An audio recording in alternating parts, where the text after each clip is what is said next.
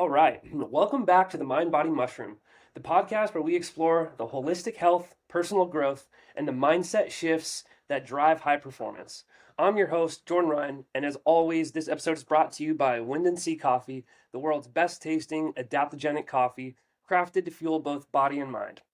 Today, we're diving into a conversation that's as important as it is overdue: mental health for first responders.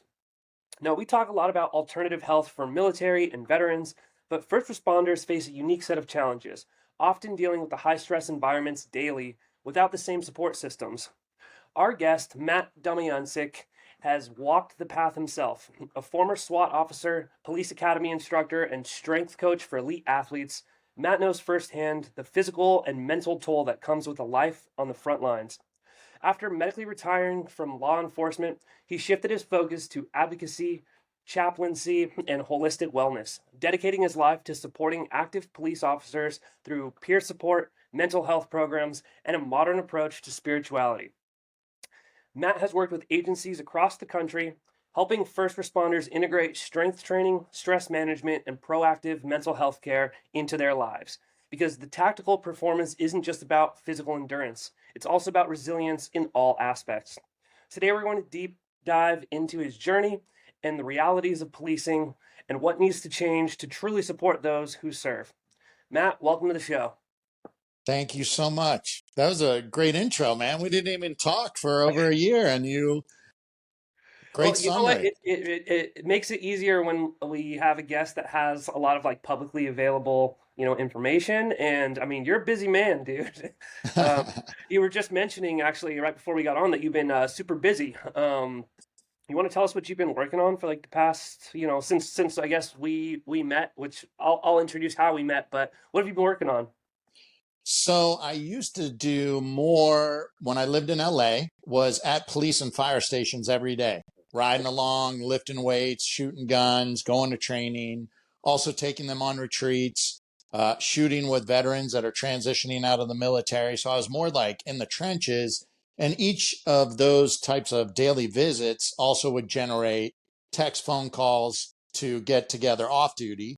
And that's go for a walk on the beach, lift weights, do jujitsu, but often share their story or go to a wellness center and do cold plunge, sauna, float tank, breath work, go get an organic meal and allow people to just kind of get things off their chest, share their story, and normalize better self-care, holistic wellness. And yeah, man, you're going to see a lot of suffering as a first responder or a combat veteran. A lot of people already have adverse childhood experiences. High performance people in general, including athletes that are now in corporate America, it's like gas pedal, gas pedal, gas pedal, suck it up, drive on. And when tough things get tough, grind more, get up, work out more coffee, more chew, like work harder. Yeah. And it ends up draining the battery. We know that men in general and alpha male types end up with PTSD, divorce, addiction, suicidal issues. And yet, most of our resources are reactive only to PTSD, addiction, suicide. They come after the bomb is blown up in your life. Second divorce, you're now addicted, you're out of shape, you're in a dark hole, getting medically retired or got a DUI, whatever it is. And then somebody that's not culturally competent or trauma informed offers you help. Or even if you seek help, they don't understand the veteran, the cop, the firefighter. And even when people are seeking therapy, meditation, yoga, journaling, like guys and gals from these professions will get curious, but the resources for those things like turn them off. Mm-hmm. Yeah. So Totally. That's funny. You're kind of jogging my memory of some stuff that we talked about. So real quick little rewind. We met at a surf therapy kind of, I guess it was like a competition sort of, but there's a lot of these surf therapy groups. One More Wave, the Swell Mission, Pendleton Surf Club, and their mission is kind of, providing some holistic health support for guys in these professions and gals um, uh, through surf therapy. And that was one thing that, so that was a little bit how we met. But what I remember you talking about that was super interesting was even if you get a guy that's on board with these type of like, yeah, man, I need help. I don't want to just, take some pills or whatever the case is, or just suck it up. And so then you go to these like therapy or whatever it is that your command may offer you. It's not run by your peers. It's run by, like a soft, kind of squishy, like, psychology or some like an academic. And so there's already this cultural barrier that, it creates a barrier for them to access those resources in the first place. You want to talk about that? Well, I mean, I think if you're a jock, a cop, a vet, a firefighter, you want people to be able to, you want to be seen, heard, understood, not judged, not have people psychopathologize you, and not give you unsolicited bullshit advice on how to fix you before they've even heard your story. And so this is the world of influencers. This is also the world of mental health and wellness for first responders and veterans, is that it could be some former special ops dude or somebody that worked with them, that 2 or 3 years ago, they started their healing journey and they did EMDR or ketamine or ayahuasca or SGB or this type of yoga or this type of meditation. And now they're the guru and they're telling you that the solution to your problem is CrossFit or jujitsu or carnivore or vegan or fill in the blank with this type of thing. I have the therapy that will save you or cure you. I have the retreat or the medicine or this protocol, or hang out with me and my friends and pay me. And sometimes it's the former operators and cops and firefighters themselves, or it's the clinician or the clergy or the coach. Like, how many coaches these days are people that, God bless you for being on your healing journey and your growing journey, but that's a lifetime. And if you have zero training in psychology and theology and spirituality and kinesiology and functional and integrative medicine, and you've just started your journey, like, pump the brakes on going out and fixing everyone else, especially if you're not a good listener. And so, like, the people that are hurting often are desperate for relief. So they may listen to the charismatic guru if they're in that broken of a place. But I know that there's a big void for high functioning alphas that even if they're hurting, they're still high functioning and they don't fall for the charlatans or the quick fixes, but nobody's speaking to them in a manner that it resonates. So, I mean, I don't stay in shape to try to forward my message. I've been working out since sixth grade and been a jock and a strength coach and a SWAT guy. But that's part of what people first start talking to me about is, oh, you look like you still lift weights. Yeah. What protein shake or what diet or how much do you bench? And you know what? That gives me an in. Then an hour or two later, or maybe even a year later, if it's a longer term relationship, we can talk about how's your heart, brother? How are your feelings doing? How's your mental health? How's your thought life? Are you taking care of yourself? Versus and this is other cops and SF guys talking to me. If a middle-aged female that's totally out of shape, that's a clinician, starts talking to them, they're like, dude, this broad doesn't understand me. And I'm not saying broad in a derogatory sense. I'm using the language of the people that are speaking to me. Or in the case of chaplains, I'm a chaplain and I obviously believe faith and spirituality is important. But if the chaplain's an 80-year-old out of shape person that's never done a ride along or wasn't a military chaplain deployed with the troops and then starts telling you how to take care of yourself, there's just a huge disconnect because there's no common ground. Like, there's a sign on my parents' wall that I remember since I was a kid. It's still there. It says, never criticize a man until you walked a mile in his moccasins. So for us, when I say us, high functioning, high achieving, alpha, first responder, veteran, former athlete, corporate America types, like, we want somebody that understands what it's like to pursue excellence and to have had strong bonds where the job or the sport is a huge part of our identity, but not in the worst ways. There's a lot of beautiful things about the brotherhood and about the grind and about achieving success together and understanding that we don't have to see eye to eye, but we got to stand shoulder to shoulder. There's beautiful things about sports, military, law enforcement, fire. But at the same time, on either side of every virtue, there's also a vice. And our cultures have a lot of unhealthy vices that we often deal with to self-medicate, numb, and distract ourselves, often just from our feelings, Hmm. you Yeah. know? And Right. then we stigmatize, you're a pussy, weak, broken, or a bitch, or I'm crazy Mm-hmm. because I'm feeling my feelings. And then people sometimes will start sharing their story and then be like, oh man, I'm so sorry. And it's like, what are you sorry for? This is part of what's going to heal you, to share your story with a brother or sister that's also high functioning, been there, where at one point in their life, maybe driving fast and hard in your profession or your sport was a beautiful thing, but now we're at a different phase of life where it's a detriment to our relationships and our further psychological, emotional, and spiritual growth. Right. Right. And another part of it is that you had kind of talked about is even if somebody is being proactive about getting help, if they're still active in their role, they don't want to, you know, not just the stigma that is associated with that, but like they literally don't want to, have their gun taken from them. Hey, we're not going to put you, out on these missions because you have now you're the nail that's sticking out, and so now, uh-oh, are you a problem? Do we need to worry about you? So guys are like, just sucking everything up because they want to stay in the fight. They want to keep doing their job. Mm-hmm. Yeah, that's a big problem. And if, I mean, look at sports. Like, we don't wait until you blow out your knee or tear your hamstring.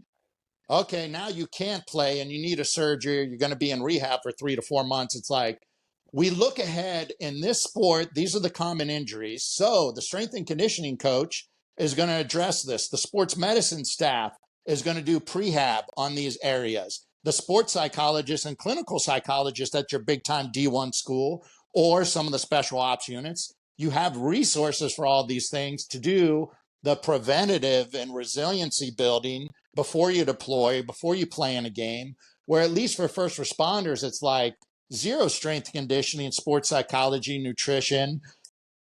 Go until you blow out your hamstring and then let's address it. It's all reactive only. And if we know that PTSD, addiction, divorce, and suicide is an issue for people that are immersed in the suffering of others, you have a steady diet of toxic and dysfunctional people, on and off adrenaline dumps and exposure to trauma, and often military veterans and first responders are people that come from a lot of adverse childhood experiences for which combat and the stuff you see on the street is unconsciously scratching at your childhood wounds. But we haven't educated you for you to understand that we need to do some self-reflection, pump the brakes, train the parasympathetic nervous system so you can be more in touch with your physiology. We calm our physiology down. We have a safe container in our body. We allow our thoughts and feelings to come up. We don't judge our thoughts and feelings as weak, crazy, or broken, because perhaps police, fire, and military start training people on post-traumatic growth, which is a valid area of psychological research that shares how we can grow from the adversity in our life, just like we grow from running faster or more miles or putting more weight on the bar or doing more reps, or we manipulate variables in our workouts to grow stronger. Well, life gives us shit sandwiches in adversity. Sometimes we cause them ourselves by the mistakes we make, from patterns that we don't recognize from childhood that helped us survive or thrive. But at some point, the patterns that helped us survive and thrive are now the obstacle to further growth. If we were teaching these things younger in the military, first responder professions, or even schools for all human beings, well, then when these things come up, we're doing the strength conditioning, we're doing the sports psychology, and then there's self awareness of, hey, let me address this and let's not stigmatize the self care or seeking professional and objective help. Like, are you a moron at your D1 school for listening to a strength coach, the sports psych, or your linebacker coach? Like, no. You go to these people. You go to the whoever's in charge of nutrition if they have a person that's in charge of nutrition. You pay attention to these people. But as a cop or a firefighter or the regular military, as I understand it, we don't have strength coaches, sports psych, sports medicine, sports nutrition, like some of the tier one teams may have. and what D1 athletes have. So like athletes prepare 90% of the time and compete maybe 5 or 10% of the time, right? And they know who their opponents are. They get to study their opponents. They know what date they're playing that opponent. Like, man, every day could be your Super Bowl as a cop or a firefighter. And there is no off season. Every day is freaking game day. And we have no strength and conditioning or sports psych or sports nutrition. In fact, the badge of honor goes to the cop or firefighter that works a shit ton of overtime and brags about how many girls they're banging, even though they're married, then everybody high fives each other, how much chew, how many coffees, how many energy drinks. And we somehow like the culture allows that. And I'm not saying to like shame or guilt trip people, but more, whoa, whoa, whoa. If you're doing that, pull somebody to the side, like, bro, what's going on that you got to work so much overtime, drink so many energy drinks? And dude, if you get caught cheating on your wife, it's going to destroy your kids' lives. So even if you should get a divorce, let's think about doing, how can I help you do this in a better manner? Totally. And one thing that Guy McDermott, who we interviewed a couple weeks ago, former Navy SEAL, I believe a friend of yours, I think you connected us. Mm-hmm. And he was saying that one thing that is kind of unique between, because he was a first responder, he was I believe a firefighter, In Los Angeles, in yep. Los Angeles after. I mean, so that's a gnarly job. And he was saying that like one major difference that he felt between the military and first response is that there's this like off time kind of like that there's a decompression to an extent. I mean, you're doing something overseas in a completely different context, and then hey, you get some downtime in Germany for a week before your PCS back here, and then you have a little bit. But when you are on the front lines in a first response role, you're constantly in that war zone, and you're also constantly at home. And so it's like it seems like it kind of crosses wires in a way that like being in the military kind of it's a little bit different. Mm-hmm. Yeah, Kevin Gilmartin, a book called Emotional Survival for Law Enforcement. That's probably the best short book by a psychologist that's also a former cop and veteran. He talks about hypervigilance. And by the time a cop gets home, like they're burned out, and the wife's like, what do you want to eat? I don't care. What do you want to do tonight? I don't care. Like it's your gas pedal, your cortisol, your adrenaline.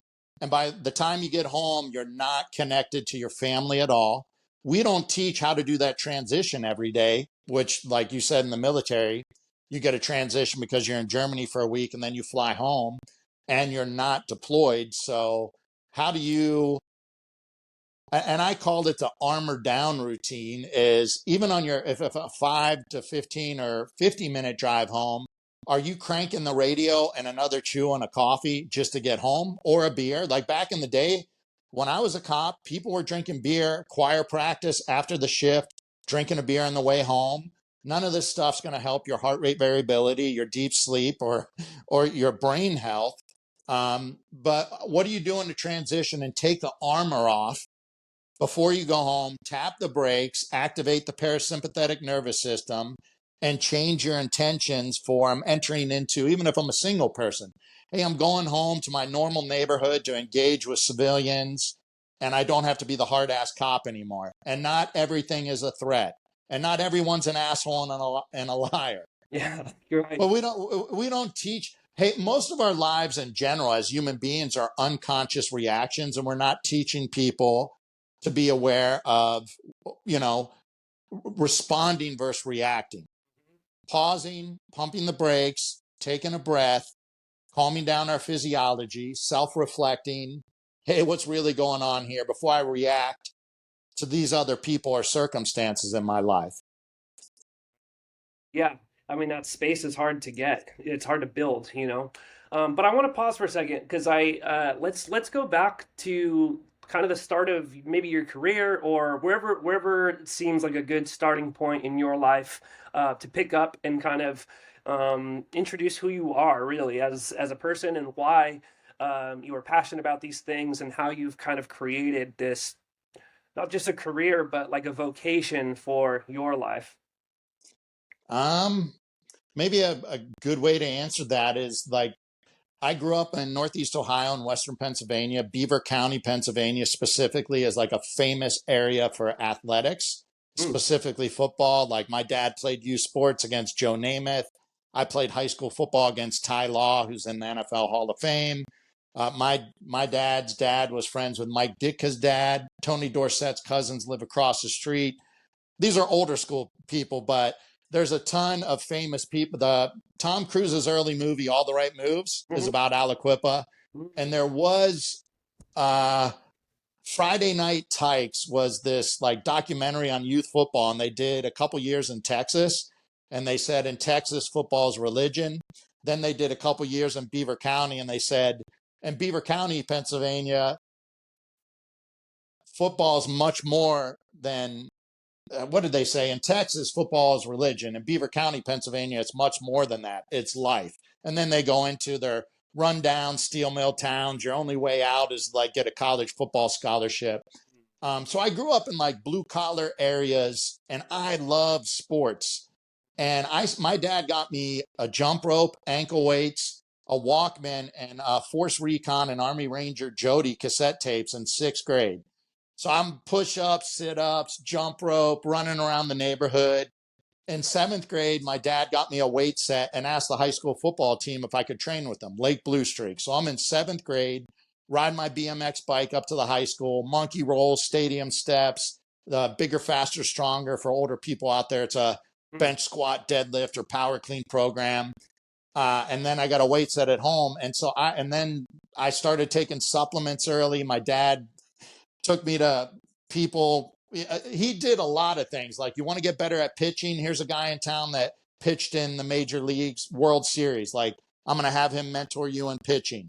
You're going to train with the high school football team. Like, whatever he could provide for me to get better at football, like I soaked it up and I loved it. And I knew I wanted to play college football. In high school, I started meditating and journaling. Like, nobody taught me, but there was a Soldier of Fortune magazine had Paladin Press, and that's when we were kids. Me and my buddies learned how to make pipe bombs and smoke bombs from these books. But they also had Secrets of the Ninja Mind, and it had these stare at a candle and do breath work. And I forget when Pavel Satsulin started putting things out, but he was doing breath work things, not just kettlebell things. Wow. So very early on, even in high school, it was like, what can I do to get better at football, nutrition, meditation, journaling? I was drawn to spending a lot of time in nature because of hunting with my father. And back then, I didn't connect that with my spirituality. I wish the organized religion did more to teach us about the contemplative and mystical traditions, because I Mhm. was drawn to nature and silence. And so I did all these things to be better at football. And then in college, there's deeper stories. High school and college, I had severe football injuries, but the work habit that I had from grinding so hard and lifting, strict with my nutrition, spending the quiet time in nature, journaling, meditating, those things helped me rehab and come back from a lot of injuries where they said, you'll never squat again, you'll never run again. And I also had a very deep conversion, a deeper spiritual conversion in college after I ripped my calf in half and they said I'd never run again. I was like, oh man, I won't be able to go back in the military or join the FBI or try to play in the NFL. All my dreams I thought were going to be gone. And it's a much longer story, but I realized, for me at least, going to church every Sunday, saying your prayers, God, thank you for this. God, please give me that. Let me do. It was a lot of selfishness and very like first grade religiosity or churchianity to try to do the right thing and also get to heaven. So I had a deep conversion in college where I dove into the contemplative and mystical traditions. I got to come back, play another year of football. And so the point of this is when I eventually became a cop, and it's a longer story why I didn't go federal to why I chose to be a cop. I wanted to either end up a psychologist or a priest. And I learned through my first master's degree in forensic science. I lived on a mountain in West Virginia at a contract training facility, Storm Mountain Training Center, former DC SWAT, Green Beret.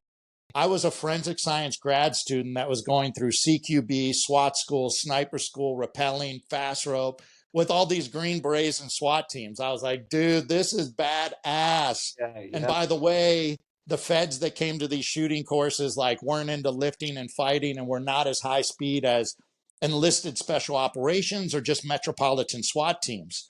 So I was like, man, it's not what I thought in the movie. So I ended up becoming a local cop. I decided to be a cop as a form of ministry. I can learn about spirituality, theology, psychology, and what a great place to do ministry. Everybody's hurting, the victim and the criminal, you know? And so I thought it was like a spiritual journey, but also I can try to be on a SWAT team and apply everything I did and enjoyed about sports to being a cop. Eat strict, work out, meditate, journal, seeking out spiritual mentors. I ended up being a strength coach at Yale and Georgetown under some big name coaches, Steve Pliss, Russ DeRosa, Augie Morelli. Like if you go back 25, 30 years, these were big names in the industry. And at the same time, I'm meeting with priests that are also psychologists, Dominicans and Jesuits and Benedictines, and diving into that in addition to yoga and Zen and training in MMA and mixed martial arts with Vinny Giordano in New York City, Roger Denton in Connecticut. Vinny introduced me to Tony Blauer, the Spear System, well known with first responders and vets. So Here, I can, or like generally speaking, like what decade is all this happening? Because a lot of what 90s. you're saying, you said 90s, is that what you said? Yeah. This is all pretty like contemporary stuff. Like, I mean, this is like leading edge for right now. People are kind of understanding that like this mind, body, spirit connection, you know, and creating this full spectrum warrior and just person in general. But that's pretty ahead of your time, I would think. I mean, I was a baby, but you know, Yeah. were people looking at you like you're a weirdo in the 90s for doing this, or were the results kind of speaking for themselves and it was, you know, I think if you were to talk to the people that know me, and my girlfriend did a beautiful thing for my 50th birthday and reached out to a bunch of friends and mentors from different areas of my life and had them write a letter to me, and she put it in a book. And it's very consistent throughout my life that I've had people step up either to mentor me or had beautiful friends because I was kind of like the badass guy, but was also like emotional and sentimental and pushing really hard to better myself. But how do I love on and help other people around me as well? And so all those lessons from sports translated into law enforcement. And I'm sure that's why guys like Vinny Giordano, Rod Ryan at Storm Mountain Training Center would let me run and gun with SF guys is because he saw something in me, you know, and trusted me. Which is funny because then you go to my first police academy and you have all these egos and they're still shooting Weaver. I'm shooting modified isosceles. You see the defensive tactics programs and police work are really garbage, old school karate. And I was already training in jiu-jitsu, Muay Thai, and Tony Blauer spear. And they're saying that's bullshit. And I'm like, wait, no. And like, where did you learn how to shoot like that? And I want to be like from guys that have killed people for a living. I kind of trust these tier one special operators. So, right. which this translates into later when I become a police academy instructor, 2006 to 2009, I implement Division I strength conditioning, ground and pound dummies, uppercut bags, Muay Thai bags, heart rate monitors during fitness, fighting, shooting, breath work with an early HRV device, the stress eraser, imagery, progressive muscle relaxation. I was integrating this into the strength and conditioning and the tactical training, which I don't even know police academies doing that now. I'm still like banging the drum and fighting like, are you going to teach about the parasympathetic and the sympathetic nervous system? Are you going to teach about heart rate variability? Are you going to use some objective data to show people that they're stressed out and they're not going to make good decisions or perform their motor skills in a proficient manner when they're this stressed out? So what do we need to do? And everybody criticizes the police that they're brutal and they're racist. It's like, no, they're spazzing out because they don't have enough training.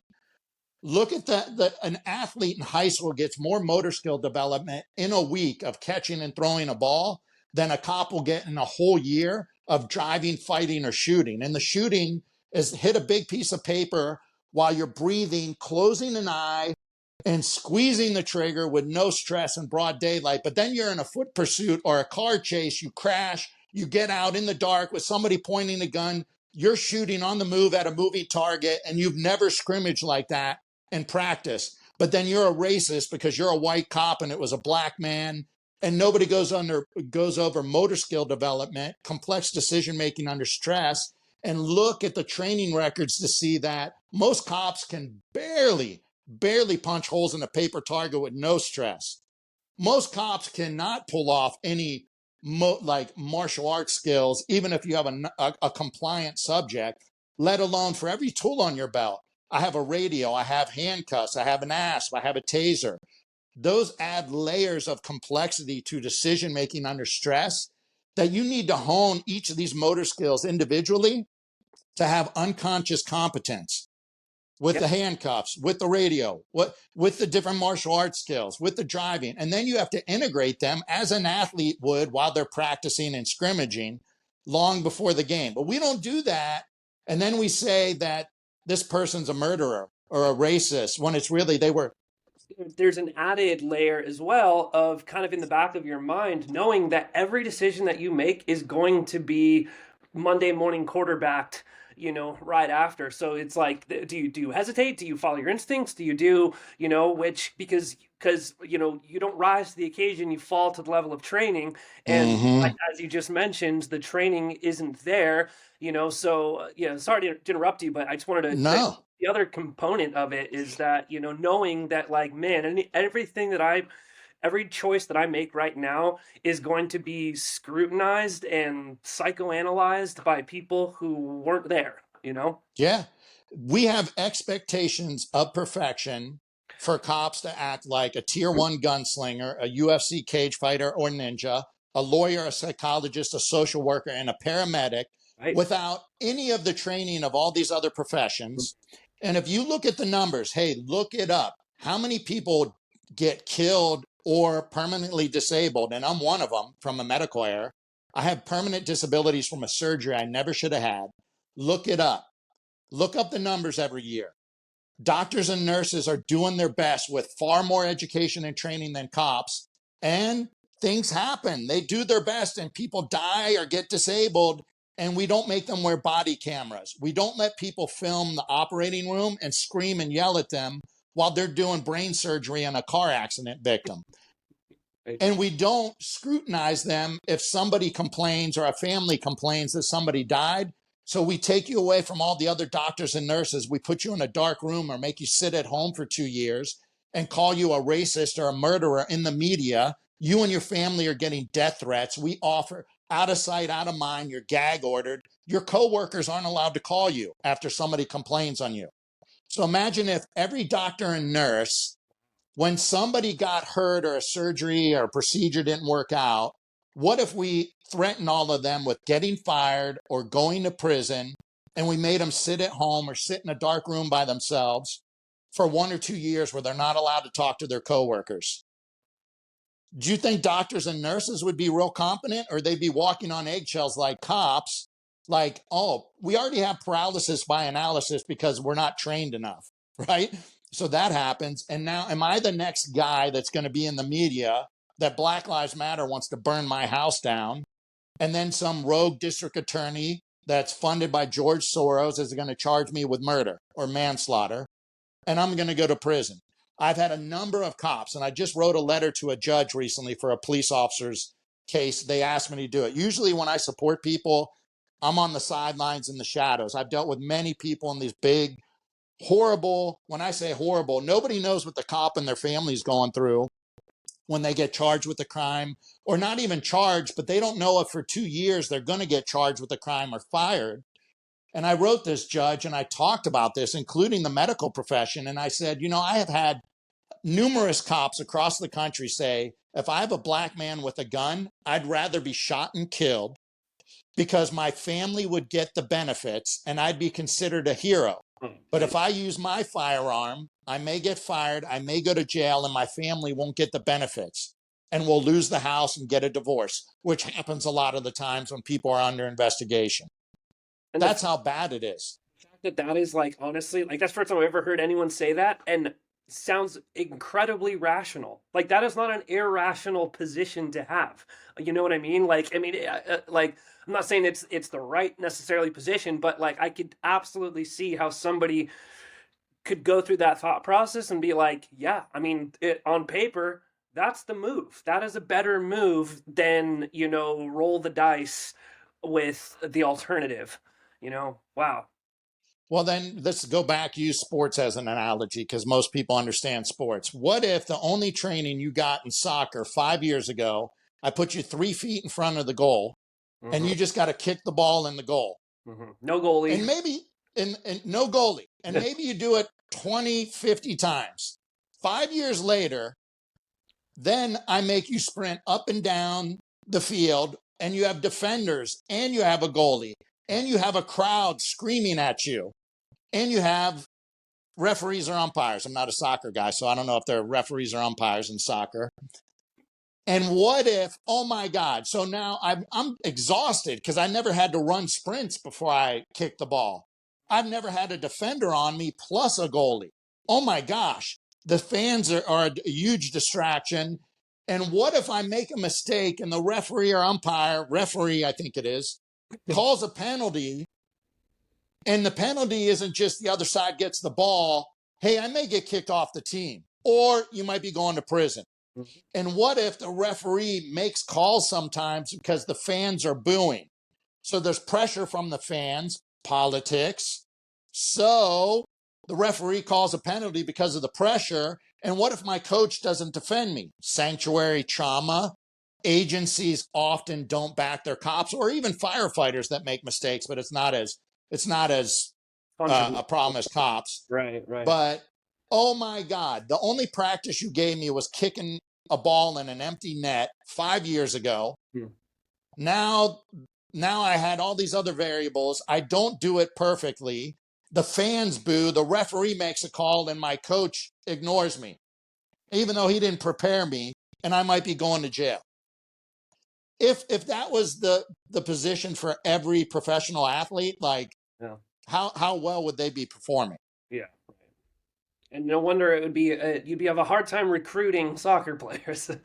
Yeah, yeah. Yeah. So back to your story. Where were we at now? We're about okay, as a police instructor, a police academy instructor, right? And you're bringing all these Yeah. different modalities into the training. So pick it up from there. Well, I ended up an instructor because I got hurt during SWAT, got the surgery that jacked me up, and then I was over medicated without understanding it because it was before we knew that opiates, benzos, muscle relaxers were really bad for you. I was on antibiotics for 3 years on and off, which killed my good gut bacteria Oof. and immune system. But back then, doctors were saying it wasn't that. I was sick, I was fat.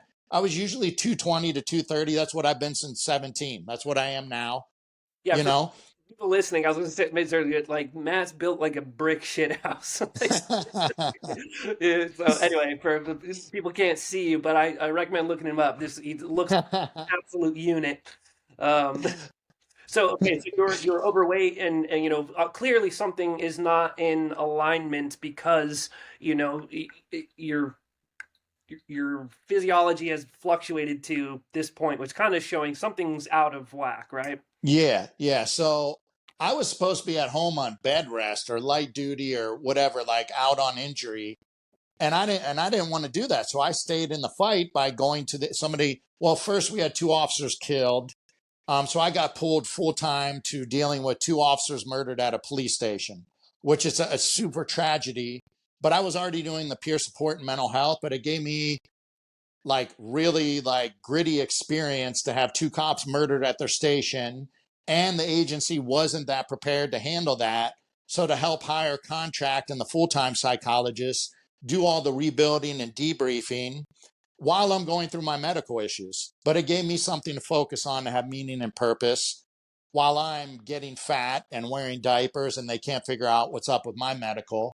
And then after I did that, they called me to the academy, and then I ended up rebuilding the strength conditioning and the wellness and all of those things with the breath work and heart rate variability, polar heart rate. We did research, a lot of stuff.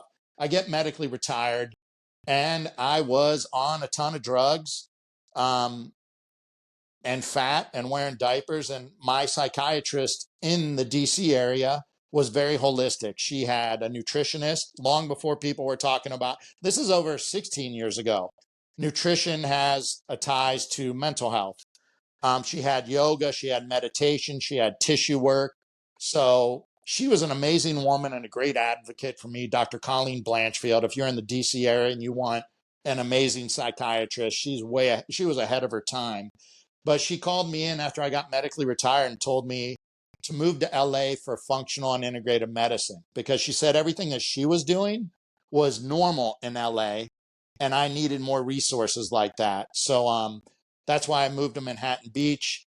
Um, and I grinded away at physical therapy 3 days a week, vitamin IV every week, neurofeedback and psychoanalysis 2 to 3 days a week back then. And it took, it was a grind. And here's the thing that I share with people. I already was meditating, journaling, had a spiritual director that were priests, that were psychologists.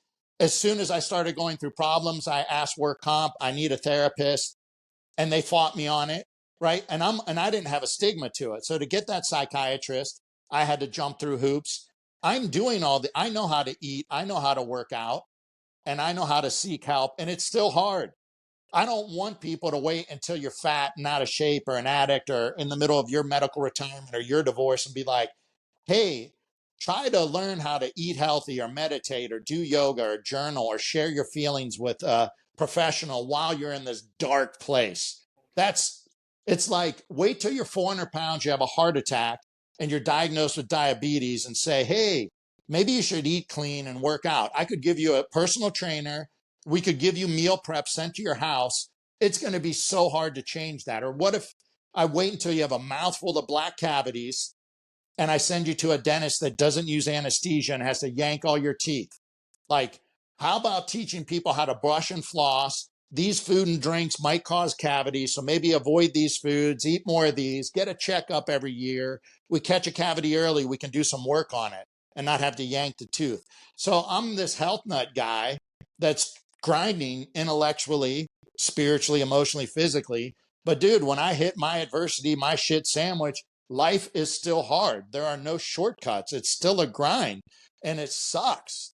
So I want people to have awareness and be trying to do things to help themselves before the crisis hits, before the bomb blows up in your life. Like, what if the military got rid of EOD units?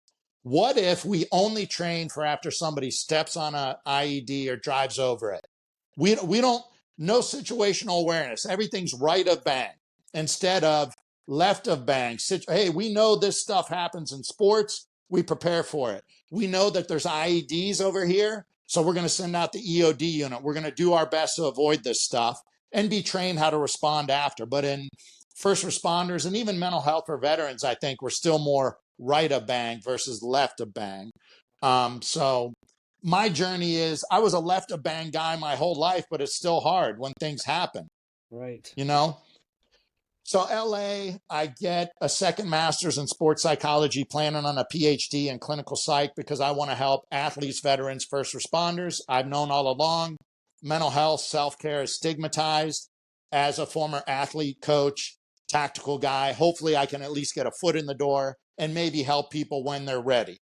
And there's also a performance aspect to it, so self-regulation, performance enhancement, optimizing performance before the wheels come off, before we blow an engine or a transmission. We're taking pit stops. You got to take your foot off the gas, roll into a garage or a driveway, let the engine cool down, change the fluids, rotate the tires, check the brakes, run a diagnostic, and address things like, why aren't we doing operational maintenance on our minds and our hearts and our bodies? It's not just all CrossFit and jiu-jitsu till the wheels come off. So let's do maintenance. Let's do self-care. So I finished the sports psych degree. I'm doing coaching and sports psych out here, or was in LA. And I get a call from work comp that says your doctors cost too much and they're quacks. And you need to go back on medicines to save your department money. So wait, and I'm too fit and productive. And they had pictures of me with NFL guys looking like you've seen me look like, and they're criticizing me. versus be on opiates, benzos, muscle relaxers, psych meds, sleep meds versus physical therapy, psychotherapy, neurofeedback, IVs, vitamin IVs, supplements, and hormone replacement therapy. Now, I'm a conspiratorial guy, so when I don't know, but let me ask you before I kind of input my 2 cents. Where do you think that pressure is coming from? Is it coming from ignorance, or is it coming from like malfeasance? Like this idea of, It's malfeasance. yeah, wow. And court, we went all the way to the state Supreme Court. They cut off my pension, my disability pay, and my medical care for 3.5 years, which is why I didn't get a PhD. They dragged me through the mud, and it was justifying my functional and integrative care. And there's a Colgate football player that does documentaries, and Colgate's where I graduated from. I did 2 years at Air Force Academy, then Colgate. He was researching it. The money fell through, but he found out that work comp companies make a percentage of the money they save on you. So if my integrative care was $100,000 a year and they cut it off to take $100 of drugs a year, well, the work comp company makes money off the money they save. Also, there's a kickback, or there was, from the pharmaceutical companies. Always. Yeah. So, and I can tell you this, people don't, if you get hurt as a cop or a firefighter, it's ignored, delay, deny in most agencies. They try to get out of help. It's all about saving money. You could be a hero cop. And there's another story from my old agency going on right now that, a guy was like an amazing patrol cop, got all these awards, amazing detective, combat vet, ends up getting in a fight with a suspect that caused a bunch of serious injuries. And he's getting medically retired and struggling to get the medical care he needs. And also he did child sex crimes. And he's like, dude, I got PTSD from doing, like, you have to watch videos of children, like what happens, right? They have to write reports. And he's asking for mental health help. And they're like, nah, you're in limbo. And I've done peer support and chaplaincy for different nonprofits and through networking. That's not a one-off story. It's a common story. Is people have legit PTSD or medical problem from an on-the-job injury or exposure to trauma, and it's all about saving money. But if we did the proactive mental health and wellness, we taught about post-traumatic growth. If we had red light, cold plunge, sauna, meditation at stations, we would have higher performance and service to the community, better morale, better mental health. People would stay in the careers longer. They wouldn't lateral or retire early. You would be saving money. Yeah, it'd be saving money. So All in the preventative care in the first place, because it's like we know with most like emergency medicine, if you get somebody, insulin is really cheap, but if you wait until they're having, a diabetic like DKA, and now you got to go amputate their leg in the emergency room, and then the insurance company or the hospital is like, well, let's just amputate below the knee because it costs a little bit more to get them up there. You know what I mean? It's like you guys are penny pinching on the wrong side of the equation, if that really is about saving money. Yeah. So the system's broke. It's not, Yeah. and that came up in court, even though I was cut off for 3.5 years, no pay. I sold my old Jeep, my old third gen 4Runner that I loved, to pay bills, emptied my savings, and people had to go fund me while I'm fighting for my medical care. But the universe or God works things out if they will. No PhD, which would allow me to be a psychologist, to make money to support my pension, which I would have loved to do. But I ended up getting a third master's in pastoral theology, which allowed me to go deeper in my spiritual journey and allowed me to meet the next mentor I needed for this very another dark season. But Father Jim Clark is an expert in masculine spirituality and psychology, the contemplative tradition, spiritual direction. And I met him while I was in this third master's that I was just doing for myself. So there's things that happen that benefit me, even though I went through this misery. And then it changes the trajectory to where I'm a volunteer nonprofit one-man show like chaplain, fitness, wellness, self-regulation, self-care type thing for first responders and veterans, which is, I know it's a much needed area. We need more people doing this. We need more retreats before people have PTSD, addiction, suicide. We need more outdoor activities, more shooting and jujitsu, and then sharing your story without alcohol and chasing women, like normalizing healthy things, or do some jujitsu and then do artwork, do some tactical shooting, do some breath work or yoga, like do a hard workout and then do some journaling. Do what you're doing with Guy this Sunday: sound bath, meditation, yoga, and an opportunity with people that are on a different path at this point. I want to heal. I want to grow. I want to be more present. I want to be more loving, first and foremost, to myself, and forgive myself for anything that I've had insecurity or baggage about. And let me just be honest about it. And then I want to show up more for my family, my spouse, my friends, in a much more meaningful and deeper manner for the rest of my life. And guess what? I can still be a badass firefighter, cop, businessman, and also emotional and loving. I can do both, but for whatever reasons, we're often locked into thinking to be the best, I gotta be so identified with this one area of my life. Totally.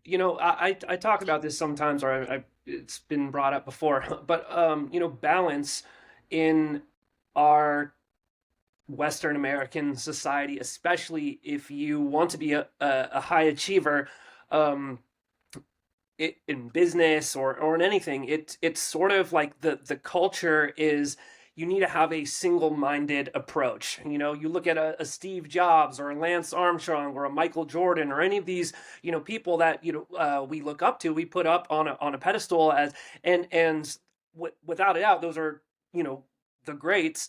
But I think what people kind of fail to recognize is that you can't be the best in business if your family life is falling apart, or your health. You're like, hey, I'm working 60, 70 hours a week, and Mm-hmm. that just means I'm gonna order in crappy food and eat super late at night, or whatever the case is, and now your health is taking its toll. You're not getting as good of sleep, and now you're making more mistakes on the job. I think people fail to like appreciate a holistic approach to your life and wellness, and maybe it's balance. I like to use the word balance, but I know that some people don't. But I think it makes you better in the pursuit that you want to. You know what I mean? Oh, absolutely. And I could go down the theology and the spirituality of that and different orientations of psychology, but even scientifically and very objectively, we could prove this, at least with the military, police, and fire. Hmm. Let's give everybody an aura ring, right? Let's measure your HRV, and I want to do blood labs on you with your hormones, your neurotransmitters, your gut microbiome, your blood sugar, and inflammation markers before you go to boot camp, police, or fire academy. I want to do an EEG and measure your brain waves. And then throughout your career, we're going to have an aura ring on you. And every year we're going to do EEG and we're going to do blood labs, and we can track that stuff. And so guess what? Even if you're the SWAT guy that does CrossFit and jujitsu and paleo, and you're like high-fiving and rah-rah and get your shirt off on your Instagram, but what if I look at your HRV and it's dog shit, right?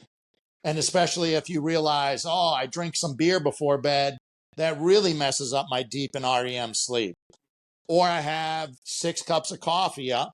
I'm not operating at my best. And we should be covering the science of sleep and the parasympathetic nervous system, and the fact that you cannot outgrind and caffeinate and tobacco and gritty hardiness and still perform at the highest. Your reaction time is suffering if your HRV looks bad, if your nervous system's burned out, if you're not sleeping.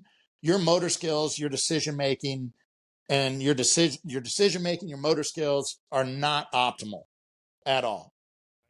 Now, what are some, and you kind of ran through some like blood markers, but like just for, the average person, but maybe somebody that, is conscientious of these things, they are trying to, operate or live at an optimal, level, what are some markers that would be a good thing for most people just to kind of like be aware of, generally speaking, and not just wait until their 50-year-old colonoscopy, like what I'm 34. How old am I? 34. What should I be focusing on, or not necessarily focusing on, but getting tested to at least be aware of? Man, while you're still feeling good, testosterone, estrogen, ultra sensitive estrogen for men, thyroid, at least TSH, IGF-1, indicator of your growth hormone, blood sugar, A1C, glucose, and insulin, inflammation markers like homocysteine, CRP. I would seek or read up on functional and integrative doctors, functional and integrative medicine. If you can afford one, find one in your area. And now they have uh, gut microbiome tests. I would do that.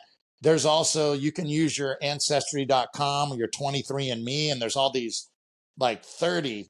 I think that Gary Brecka dude does like 5, but I mean, yeah, like you can actually just even my ancestry.com, Yeah. my integrative doctor had like 40 different things that he broke down just from my ancestry.com saliva test. Wow. Yeah, so there's functional and integrative medicine is what I would look up, but I would look at inflammation markers, blood sugar markers, and hormones. And obviously, I'm more familiar with men's stuff than women's. And I would want to see that when I'm doing good, Hmm. like early in my career. Right, right. Because here's another issue with cops across the country and firefighters is people are hopping on TRT, testosterone replacement therapy, in their late 20s. Yep.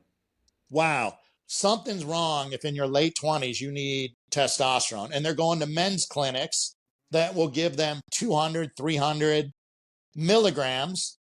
Like even if you're a 180-pound guy and you're starting at 200 or 300 milligrams, like, whoa. But that they know that you might see results right away, but it's like, how's your nutrition been? How's your sleep been? Have you been managing your stress? How are your workouts, your exercise? Are you getting morning sunlight? Like, how are the relationships in your life? And when people talk to me, it's like, I haven't worked out in 5 years. Oh, I've been eating like shit. My marriage is so stressful. I hate my boss at work. It's like, dude, TRT is not the answer Yeah. right now. I suggest you work on your nutrition, your sleep, your fitness, your relationship, and your self regulation and stress management, because all of those things affect your hormones. And you want to maximize your health to the best of your ability and not just put a band aid on something and not address the root issues.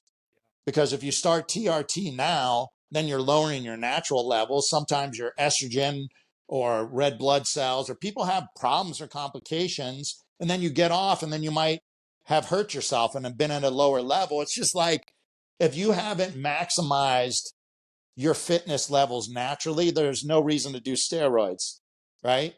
But people want the magic bullet, the magic shortcut, the quick fix, the spiritual bypassing. Like, if you've done no work on yourself, unless you're suicidal, I don't suggest hopping on the veteran retreats to go south of the border and doing psychedelics.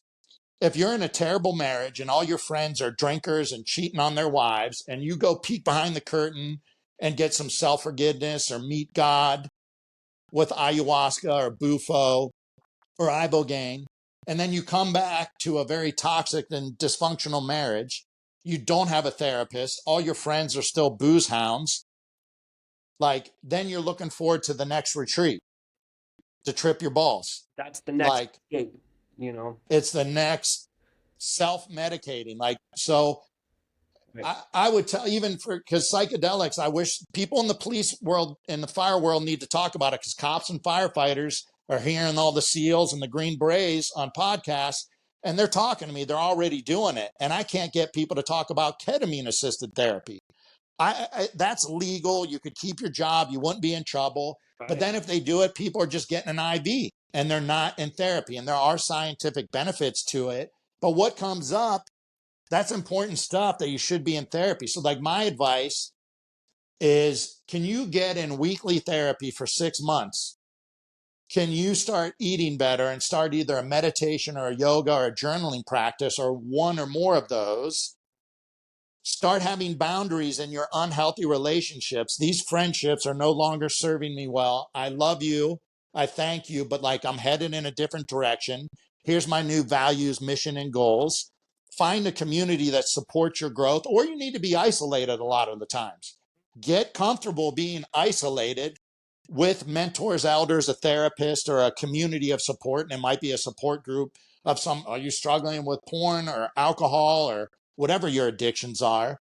And then can you go on a veteran, first responder, meditation, yoga, silent, or a faith-based retreat if that's your thing? And can you share your feelings while you're sober with other people? Because that's a hard thing for a lot of people to do. Now, if you do that 6 months or a year of being in therapy, I have been on 1 or 2 retreats, I now journal or I meditate or I do yoga or I'm doing artwork or I'm learning how to play a musical instrument. I'm doing something to calm my nervous system and self-reflect and recharge my battery and start seeking to redefine my mission and goals. Then maybe I'll go on a psychedelic retreat. But then I caution people, because it's hard to find a good therapist. It's hard to find a good chaplain. A lot of people in the psychedelic space I've met are really broken people that want to be the guru. 100%. And so when you talk to, how receptive have your community been to this message, just in general? I mean, it sounds like I'm trying to figure out at what point in the hierarchy at, let's say the police level, um, are you starting to lose people? I would imagine, my gut is telling me that your average enlisted dude, like, your beat cop, that's they're kind of on board with this because they're maybe suffering, even though, I don't know, maybe I'm kind of putting my own layer on top of it. But so are people pretty receptive to it? And at what point are you starting to lose people to where they're like, nah, that's just too expensive, not here, you know? This is where maybe this is some of my strength and my weakness. My strength and love is working in small group and individually, because everybody's story is different. Everybody's preferences are different. And that goes back to, it's not going to be stellate ganglion block for everyone, ketamine for everyone, EMDR for everyone, transcendental meditation versus this meditation versus keto, carnivore, paleo, vegan.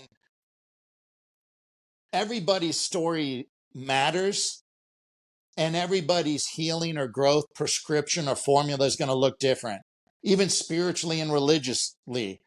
And I personally want to be sensitive to everybody's unique individual journey. So a lot of the deeper things that I may be talking to you about, like openly, are not things that I go stand and just blast, Huh. because I want everybody to be comfortable and share their story with me. And if they ask, I may share a little bit of some of this stuff that we may have fire hosed in this last hour or so. But I think individually, there's a lot of people that are very receptive, like we shared earlier, because they don't want to hear from the 80-year-old pastor that's out of shape or the 50-year-old MFT that shares her story that she had a terrible marriage and a terrible childhood. And then whether she went to therapy or did psychedelics or got EMDR herself 4 years ago, and then went and did an online MFT, and now she's a therapist and wants to heal cops or veterans. But you're like some out of shape 50-year-old woman that doesn't understand me pursuing excellence, and that I've been on a SWAT team, or I've been on a special operations unit, or I've been a smoke jumper, firefighter, hotshot. What, you don't understand the fact that I played Division I sports and went to a top tier law school. Like, you don't get me. So, and those people are the ones that I know, because guys are honest with me when we go to a peer support conference or they see somebody online that they share their broken story. And there's still a bit of a victim mindset with some first responders and veterans. This happened to me, and oh my God, and I ruined my marriage and I got medically retired. And it's okay not to be okay. So seek help before you ruin your life like mine. And by the way, buy my book, pay me to be a speaker, or pay me to be your life coach. And the high functioning guys and gals are like, that doesn't resonate with me. This guy's, you know, but there's somebody out there that is in the middle of the bottle on a divorce, and that story may hit them. But high functioning alpha types, men and women, don't want to burden others. Yeah, right. They don't want to burden others, and they want to be seen, heard, understood, not judged. And they don't want somebody that tries to fix them or pull the guru thing. Yeah, right. But then there's the other people that are hurting so bad, they'll listen to the guru. Let me do EMDR and I'll cure you. I'll do it. Let me do this retreat and we'll do these drugs and you'll be cured. Or you can do this SGB shot and you'll be cured. I believe in all these things, and I've been doing MERT. And if I haven't told you about MERT, no, it's out of Encinitas, Wave Neuroscience. no. Dude, it helped my sleep more than anything. Really? Wow. Yeah. We need to talk about that because they do an EEG. Dr. Eric Wan is like the lead guy for Wave Neuroscience. Yeah. I stumbled upon this, and here it is. Here's other tools out there to try, non-pharmaceutical. They do an EEG. They measure your brain waves, which I'm familiar with because I've been doing neurofeedback for 16 years. I meditate, measure my brain waves, and they want to improve your alpha. Yeah. And TMS, transmagnetic cranial, whatever, I guess is like one size fits all. So they use the same equipment and they use the EEG to do the voltage or whatever specific to your brain waves. Interesting. And in 4 weeks, hey, I've done stellate ganglion block, 5 of them, even with Botox. Wow. I have done ketamine. Yep. I've done a lot of things. Yep. In 4 weeks, that was like, wow. I cut my sleep medication in half. No shit. Like, boom. Yeah. And if you have TRICARE, if you have TRICARE, it's covered. No way. Pretty sure. That's yes. Incredible. Yeah, offline, I'm gonna follow up about that because that's probably the biggest area. I mean, like I sleep, I manage, like I don't wake up super tired or anything like that, and but I just know I'm always awake in my sleep, if that makes sense. Mm-hmm. Like I'm kind of like a hypervigilant sleeper. And I'm just sort of, but I also recognize, there's that guy, Brian Johnson. He's like the guy who's trying to live forever tech dude. He's kind of a weirdo.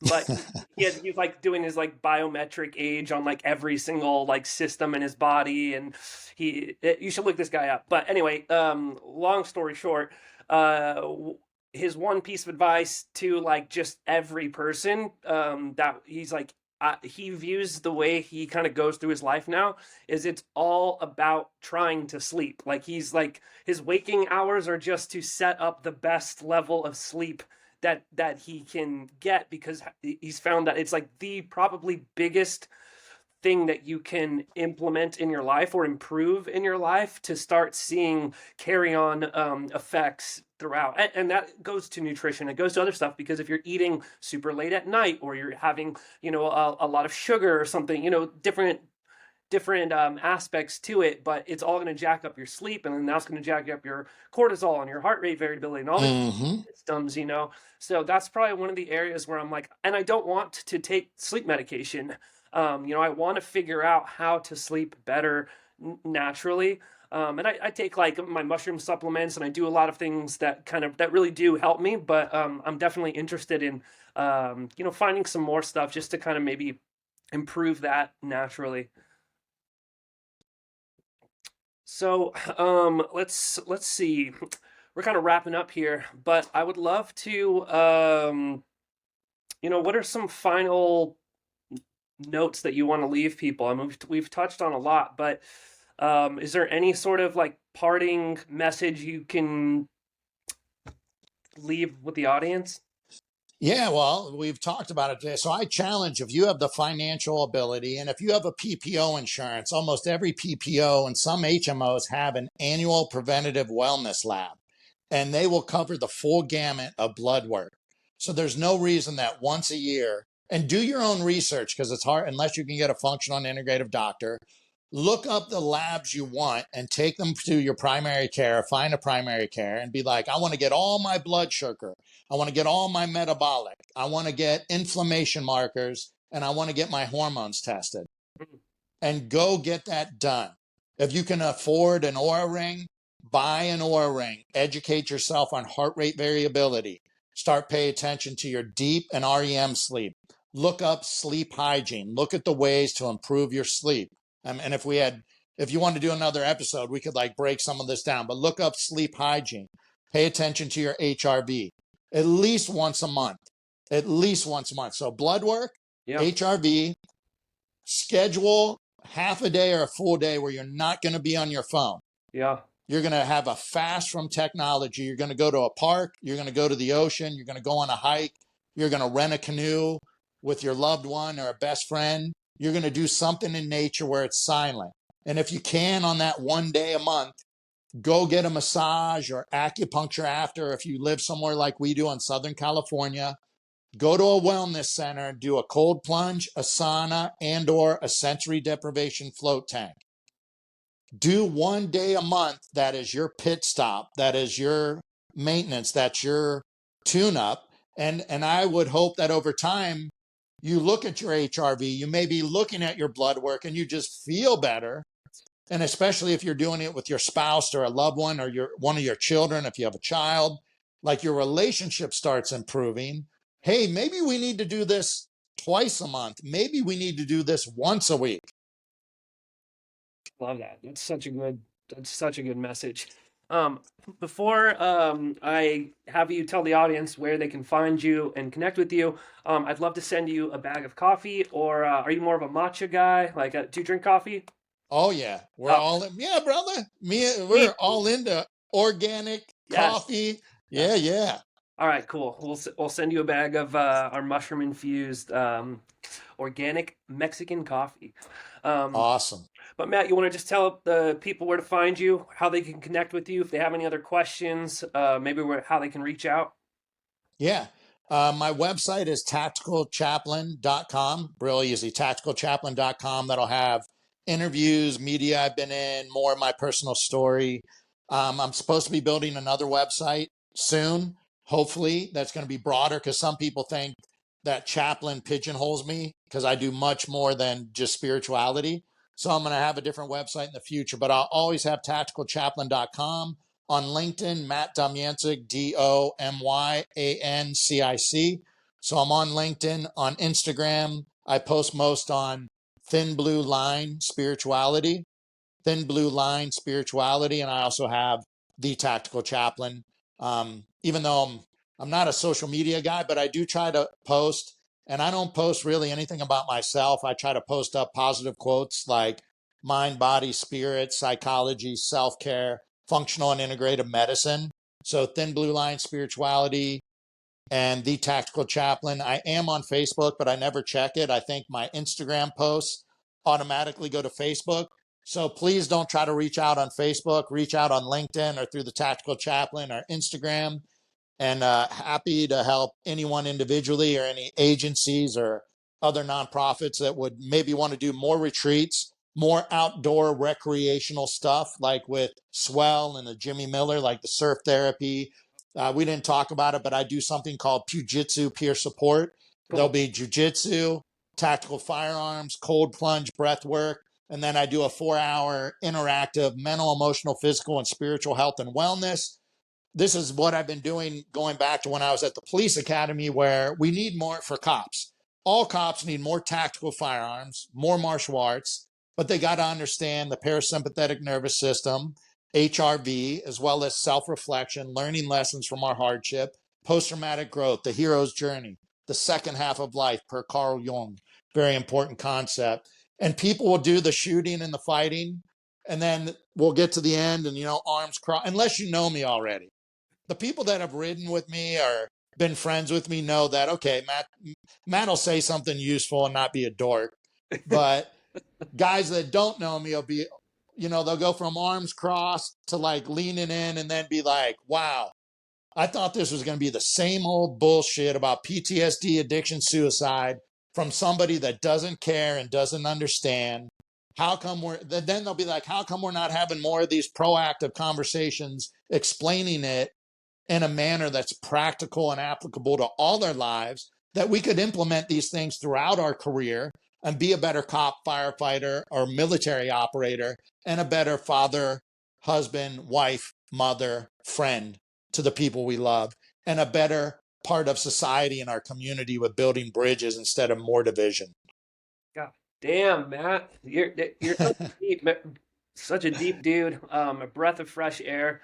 This is exactly the impression that I had when I first met you. I was like, wow, dude, we need more of that and just that message. I mean, I didn't even have a podcast at the time when we met. I was just doing my business and trying to grow it that way. But this was what I was trying to communicate to the world is the message that you're putting out there. So thank you so much for what you're doing. I'd love to also support any of these like pujitsu events, anything that I could help show up for, give out free coffee, and just sort of just be there, because that's what makes me feel good in giving back to my community through my business, which is WindanSea Coffee. So thank you again, Matt.